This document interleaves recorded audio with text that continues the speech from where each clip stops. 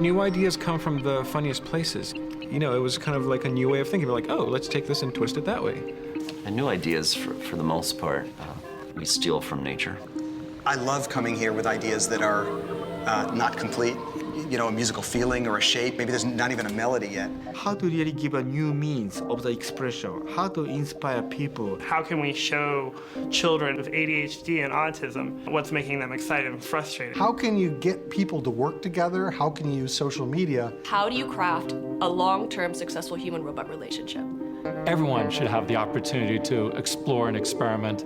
Technology designed in the right way becomes the bridge between your mind, what you're trying to express, your emotions, and getting it out there. We were thinking about inventing new ways to let people who are not musicians feel what it feels like to make music. Empowering patients to take control of their own health, to affect the biomedical research process. And when I see a beautiful flower in some neighbor's yard, I would want to know right there and then sort of what it is called and whether it grows well in zone 6.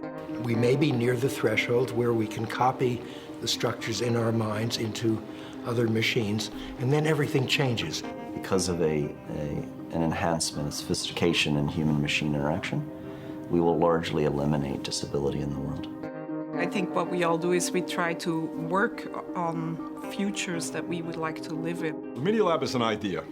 It was an idea that a couple of really bright people had about 25 years ago. They wanted to get away from this directed research model and to completely redefine what basic research would be.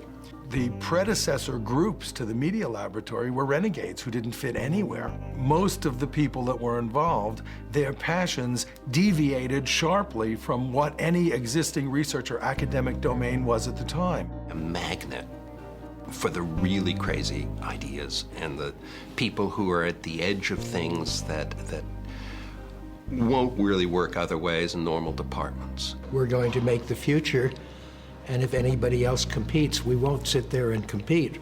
Take it as the opportunity to do something new. You're really always at the edge, and as soon as it gets to be solid ground, you go someplace else. We try to pick problems that are new enough and interesting enough that nobody has the answer for them.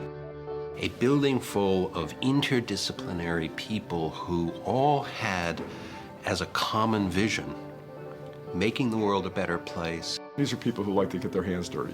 Now that may be on a keyboard building software, it may be gadgets or gizmos, it may be cars, it may be sociable robots. The idea of project-based work, of really building and making things as a way of knowing, putting together new inventions and designing things. It lets you go across traditional disciplinary boundaries, so it's easy to mix together things from mechanical engineering and computer science. The people here are interdisciplinary. Psychologists, sociologists. Foreign students, older students, younger students, people who've been in industry. I think that's where creativity comes from, finding connections between those disparate things. There's a sense of ensemble, I would say, at the lab in general. You really build a bond and community. Being around a critical mass of other creative people is a huge stimulant to creative formation. Even when they come here, and certainly after they come here, they're both willing and eager to fail. If we're not making mistakes, if we're not making the wrong decisions, we're not pushing ourselves hard enough. You connect to your passions. What are you most excited about? What do you want to be working on? The tools are here, the workbenches are here, there are no walls, there are no boundaries. You have an idea, just sit down over there in walking distance. You've got the resources. You don't have to write a paper, you don't have to write a proposal. If you come up with an idea, you do it and you iterate on it to get feedback and people use it. It kind of forces you to get your stuff working and playable in front of people a lot. As soon as something catches on and can be done better by pouring lots more resources into it, that's when the technology or that concept graduates from the Media Laboratory and goes out into the world. Now here's the secret. Our sponsors give us the resources and the money to go do this with complete freedom. A company will get you inspired to look into something.